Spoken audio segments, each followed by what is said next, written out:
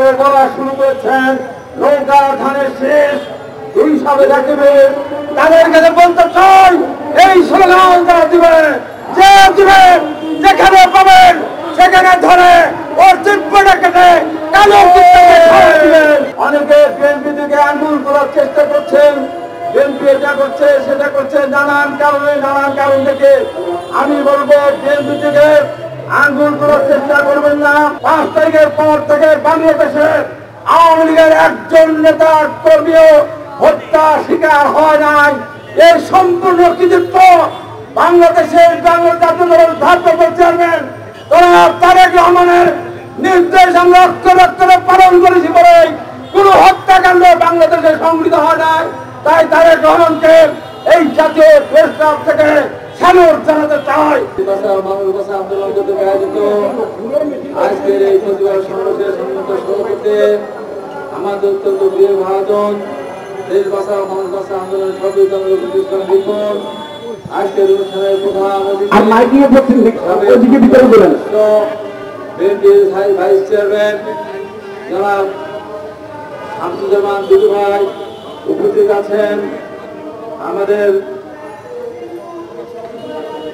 Labour পার্টির সম্মানিত সভাপতি লাল ফারুকুর রহমান সহ সম্মানিত নেতৃবৃন্দ, প্রিয় ভাই, আসসালামু আলাইকুম। সময় সংক্ষেপ, কারণ আমার সাংবাদিক ভাইদের পাশে আর একটা প্রোগ্রাম আছে। আমার খুব সংক্ষেপে বক্তব্য দেব।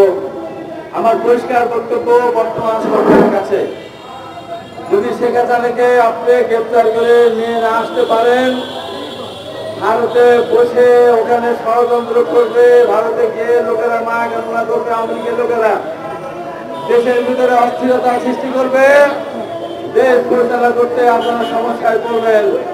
তাই প্রথম কথা, অবৈধ সাবেক প্রধানমন্ত্রীকে গ্রেপ্তার করে বাংলাদেশের মার্জনে বিচার করতে হবে। দ্বিতীয়ত কথা, বাংলাদেশের সাবেক সফল প্রধানমন্ত্রী বিএনপি চেয়ারপারসন দেশনেত্রী বেগম খালেদা জিয়ার সমস্ত মামলা প্রত্যাহার করে নিতে হবে। আগামী দিনের রাষ্ট্রনায়ক বিএনপি ভারপ্রাপ্ত চেয়ারম্যান জনাব তারেক রহমানের নামে যত মিথ্যা মামলা সাজা দেওয়া হয়েছে সব কিছুকে প্রত্যাহার করে নিতে হবে। দীর্ঘদিন ধরে বিএনপির প্রায় 70 লক্ষ মানুষের নামে মামলা দিয়ে সাজা দেওয়া হয়েছিল।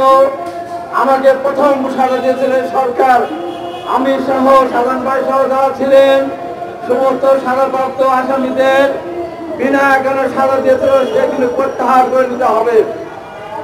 আওয়ামী সিন্ডিকেট ভেঙে দিয়ে দ্রব্যমূল্যের যে ঊর্ধ্বগতি তার লাগাম টেনে ধরতে হবে মানুষের দুর্দশার কথা চিন্তা করে।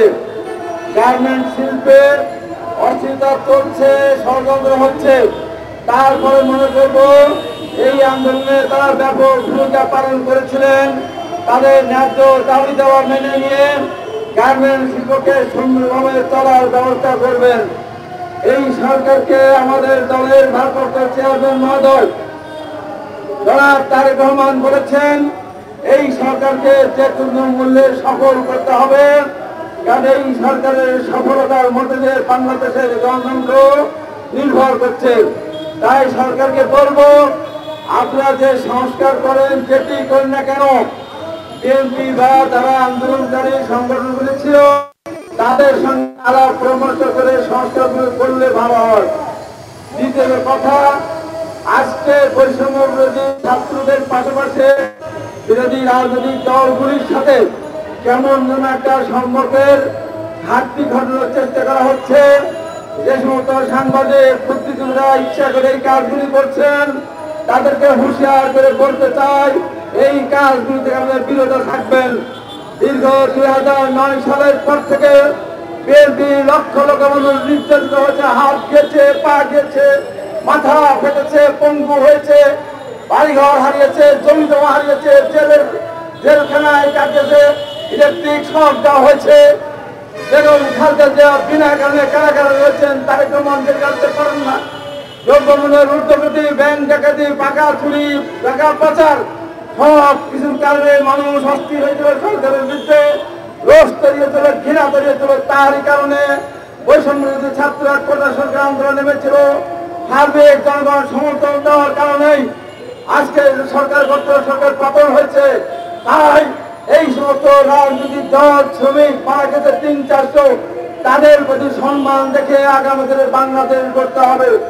সরকার যেটাই করুন না কেন, মুক্তিযুদ্ধের মধ্যে দিয়ে যে সংবিধান রচনা হয়েছিল সেই সংবিধানকে ছুঁড়ে ফেলে দেওয়ার কোন সুযোগ নেই। পরিবর্তন করা যেতে পারে, কিন্তু একটাভাবে কোন কিছু করতে গেলে সেটি ফল ভালো হবে না। আমি আজকে পরিষ্কার করে বলতে চাই, অনেকে বিএনপি থেকে আঙ্গুল করার চেষ্টা করছেন, বিএনপি এটা করছে সেটা করছে নানান কারণ দেখে। আমি বলবো বিএনপি থেকে আঙ্গুল করার চেষ্টা করবেন না। বিএনপি বিভ্রান্তের কিছু মানুষ সুবিধা দিতে সমস্যা সৃষ্টি করছে। আমাদের দলের ভারপ্রাপ্ত চেয়ারম্যান নির্দেশে অনেকখানি নিয়ন্ত্রণ হয়েছে, সম্পূর্ণ নিয়ন্ত্রণ হবে। তবে এই কথাটুকু বলতে চাই, এই আওয়ামী লীগ ক্ষমতায় যখন ছিল বারবার বলেছে যেদিন আওয়ামী লীগ ক্ষমতায় থাকবে না সেদিন 5 লক্ষ আওয়ামী লীগের নেতা কর্মীরা রাস্তা কাতারে জীবন দেবে, বাবা তারা মার পড়বে। আজকে 5 তারিখের পর থেকে বাংলাদেশে আওয়ামী লীগের একজন নেতা কর্মীও হত্যা শিকার হয় নাই। এই সম্পূর্ণ কৃতিত্ব বাংলাদেশের জাতীয় দলের ভারপ্রাপ্ত চেয়ারম্যান তারেক রহমানের নির্দেশ আমরা অক্ষরে পালন করেছি বলে কোন হত্যাকাণ্ড বাংলাদেশে সংঘটিত হয় নাই। তাই তারেক রহমানকে এই জাতীয় প্রেস ক্লাব থেকে স্যালুট জানাতে চাই। আপনার সঠিক নির্দেশনার মধ্য দিয়ে আন্দোলন সফল হয়েছে। আপনার সঠিক নির্দেশনার মধ্য দিয়ে আপনার নির্দেশের কারণে আওয়ামী লীগের একজন নেতা কর্মী এর বিরুদ্ধে হত্যাকাণ্ডের শিকার হয় নাই। তাই আমার বক্তব্য না বাড়িয়ে শুধু এইটুকুই বলতে চাই, কেউ কেউ বলা শুরু করেছেন নৌকা ধানের শেষ এই সবে রাখবে, তাদের কাছে বলতে চাই এই স্লোগান যারা দিবে, যে দিবে যেখানে পাবেন সেখানে ধরে ওর চিপ্পটা কেটে কালো কুতা না বলে লাল কুতা খাওয়াবেন। এই পর্যাপ্ত দেখানোর চেষ্টা করবেন না। এই কথা বলে সরকারের সফলতা কামনা করছে, জগতে কমানোর জন্য আহ্বান জানিয়ে আমি আমার বক্তব্য শেষ করতে দেশনেত্রী বেগম খালেদা জিয়া জিন্দাবাদ, আগামী দিনের রাষ্ট্রনায়ক জনাব তারেক রহমান জিন্দাবাদ, শহীদ রাষ্ট্রপতি জিয়া রহমান অমর হোক।